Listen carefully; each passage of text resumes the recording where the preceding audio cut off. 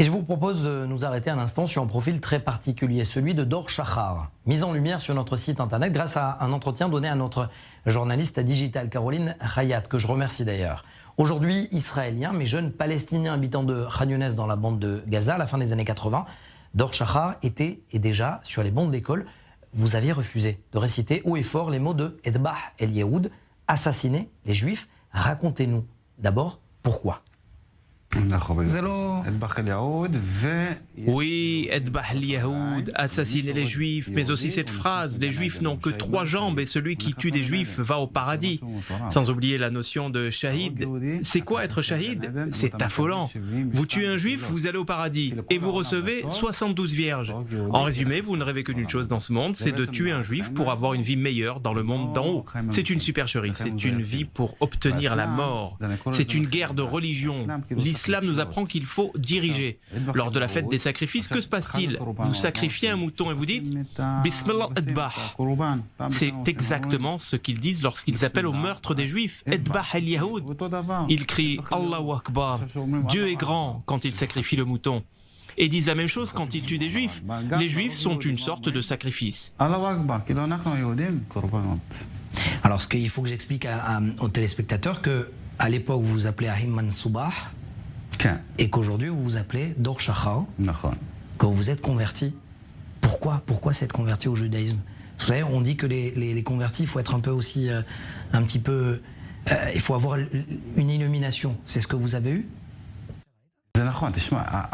Oui, c'est vrai, il y a l'obscurité et il y a la lumière. Certains vivent dans l'obscurité, ils ne voient que le noir qui les entoure, ne vivent que pour le mal, ne cherchent que le mal. J'étais comme ça moi aussi, imaginez-vous, je n'avais que 3 ans, je ne me sentais pas appartenir à cette communauté. Plus de 50 enfants à l'école sautaient sur la table en train de crier Allahu Akbar, Edbah el-Yahoud, Dieu est grand, assassiner des Juifs, et je les regarde en état de choc. Je n'accepte pas de dire ça. Je me revois encore en train de dire au maître que je ne me sens pas bien et que j'ai besoin de me laver le visage. Il m'a donné immédiatement une claque en me disant que dans des cours aussi importants, personne ne pouvait sortir en pause. Et vos parents, ils vous disent quoi à ce moment-là? Mes parents soutenaient le professeur, que vous le comprenez bien. Si un bus explosait ou un arabe tuait un juif, ils disaient « Grâce à Dieu, c'est bien ».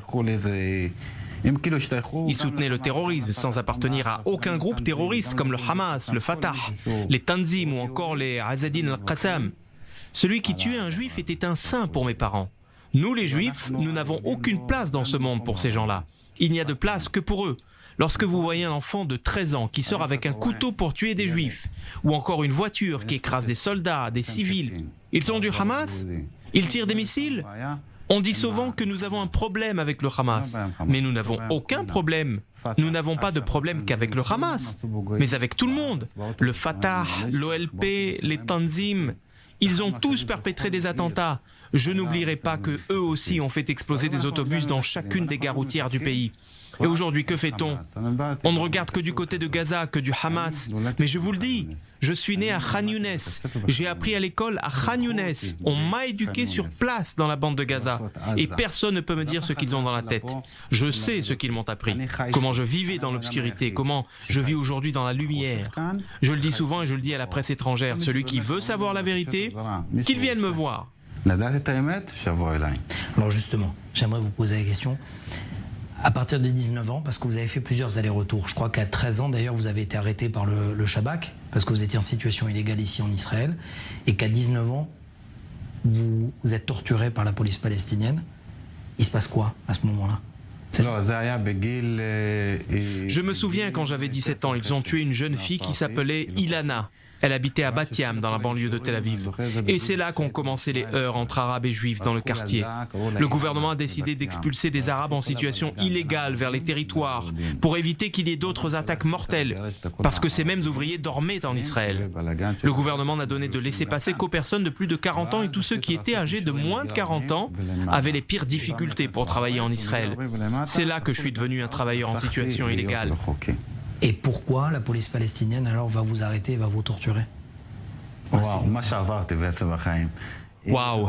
Oui. Vous voulez que je vous raconte ce que j'ai vécu? Donc j'étais en situation illégale en Israël et je me suis fait arrêter. Je me souviens avoir été emmené au tribunal de Rehovot, dans le centre d'Israël. J'ai dit au président de la cour que je vivais depuis 7 ans ici et que je suis allé dans tous les centres rabbiniques pour leur dire que je voulais me convertir au judaïsme, que je voulais être juif. Mais je n'étais pas seul au tribunal, il y avait un autre Palestinien à côté de moi. Et je me souviens que quelqu'un me chuchote à l'oreille. Je ne veux pas dire ce qu'ils m'ont dit à la télévision, mais toutes sortes d'insultes en me disant qu'ils allaient me tuer. J'ai été condamné à 45 jours de prison et 11 mois avec sursis. Mais ils m'ont mis en cellule dans la prison à Beersheva avec des prisonniers sécuritaires palestiniens qui m'ont roué de coups parce qu'ils avaient appris ce que j'avais dit au tribunal. Une fois ma peine terminée, j'ai été expulsé à Gaza. J'ai subi toutes sortes de choses, pendu, les pieds en l'air, on me jetait de l'eau glacée, de l'eau bouillante, j'ai été électrocuté, on m'a coupé la peau parce que je voulais simplement être juif. Et je ne comprenais pas pourquoi autant de violence. Ces blessures, elles datent de l'époque? Oui, ce sont des cicatrices de coupures causées par des couteaux. Il me disait « Raconte, dis-nous pourquoi tu veux être juif ». Il n'avait aucune clémence. Je demandais à ce que Dieu m'aide. Mais l'enquêteur de la police palestinienne m'a dit « Regarde ce que je fais de ton Dieu. Je le prends dans ma main et je le rentre dans le tiroir. Il n'existe pas. » Voilà ce que j'ai subi pendant si longs mois. Tout ça parce que je voulais être juif. J'ai essayé d'oublier tout ce que j'ai subi. J'ai essayé de ne plus me souvenir, sauf d'une chose, que j'ai été torturé par la police palestinienne tous les jours, pendant 6 mois, les pires tortures que vous pouvez imaginer, y compris des lynchages, des coups de fouet. J'ai été traîné dans les couloirs et je me souviens d'avoir hurlé de peine, de souffrance et de leur demander mais que voulez-vous de moi? Et ils répondaient chaque fois la même chose. C'est à toi de nous dire, de nous raconter. Après 6 mois de torture, l'enquêteur m'a rappelé que j'avais dit au tribunal de Rehovot que je voulais devenir juif. Et j'ai compris qu'ils m'avaient torturé à cause de ça. Ils m'ont alors donné des documents qui m'interdisaient de m'approcher de soldats israéliens, de sortir de Khan Younes, de me rendre en Israël, sinon j'encourrais la peine de mort. Mais aujourd'hui, je vous parle et je risque la peine de mort si quelqu'un m'attrape, oui. Mais nous en avons parlé hors antenne. Je suis un homme de foi et je n'ai pas peur.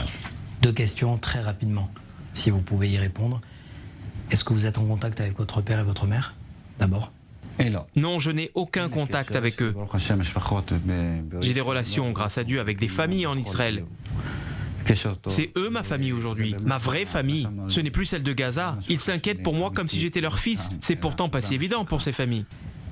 Où est Ayman Soubach aujourd'hui? Il n'existe pas. Il y a aujourd'hui Dor Shachar. Ayman n'existe pas. C'est quoi Dor en hébreu? Eh bien, c'est une nouvelle génération. Ayman est parti. C'est une nouvelle génération qui l'a remplacé. Merci.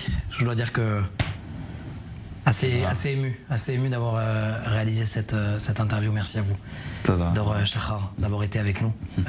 On ressort grandi grâce à vous. Merci à vous. Merci à vous.